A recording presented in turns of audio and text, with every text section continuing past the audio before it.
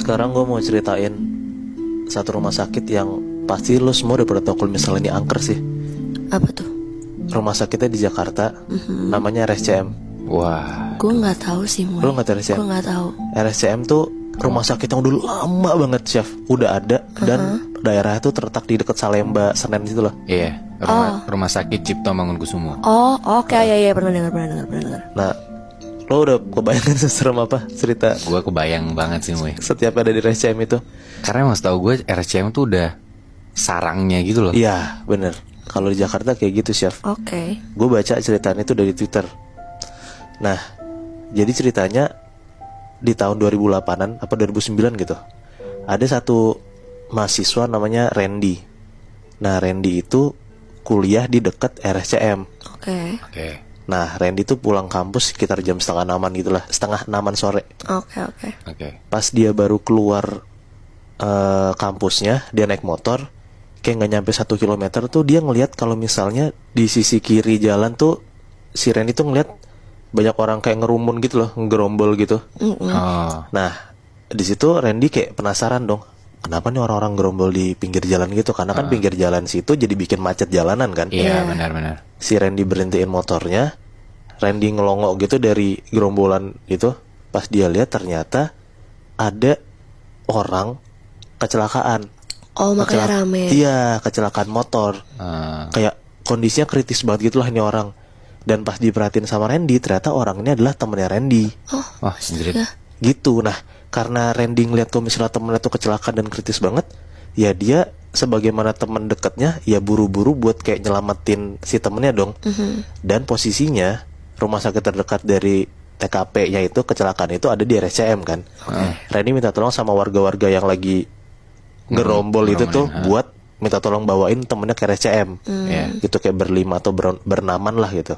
Nyampe lah Randy sama temennya di RSCM. Nah, temennya tuh dimasukin ke ruang UGD. Nah, di ruang UGD itu dimasukin lah sama suster sama dokternya di ruang operasi. Habis ke UGD ke operasi. Iya, jadi kan Randy nggak boleh masuk ke dalam ruang operasinya dong. Iya, Berarti benar. nunggu di luar. Nah, pas Randy itu nunggu di luar, Randy nyoba kayak ngontak keluarga si temennya inilah.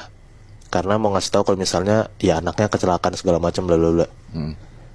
Pas Randy ngontak keluarganya, ternyata keluarga itu lagi di luar kota. Nah, keluarga minta tolong lah buat kayak Randy tolong jagain anak tante buat semalam aja lah gitu. Nah, ya udah karena Randy juga nggak enak dan Randy adalah orang yang Ngeliat gitu melihat kan. temennya kan. Jadi ya udahlah kayak gue nemenin temen gue aja lah gitu.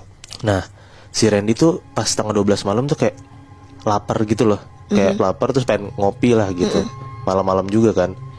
Randy ngiter lah di rumah sakit itu mau nyari suster buat ditanyain kayak yang jualan kopi, yang jualan makanan tuh di mana gitu, kantinnya gitu. Ketemu si suster ini kan. Si Randy nanya, "Sus mau nanya kalau misalnya mau kayak beli minuman makanan gitu di rumah sakit di mana ya?" gitu. Nah, si suster nih kayak ngejelasinnya rada-rada bingungin gitu loh, kayak mappingnya tuh Randy bingung lah gitu, anjir kemana sih jalannya gitu.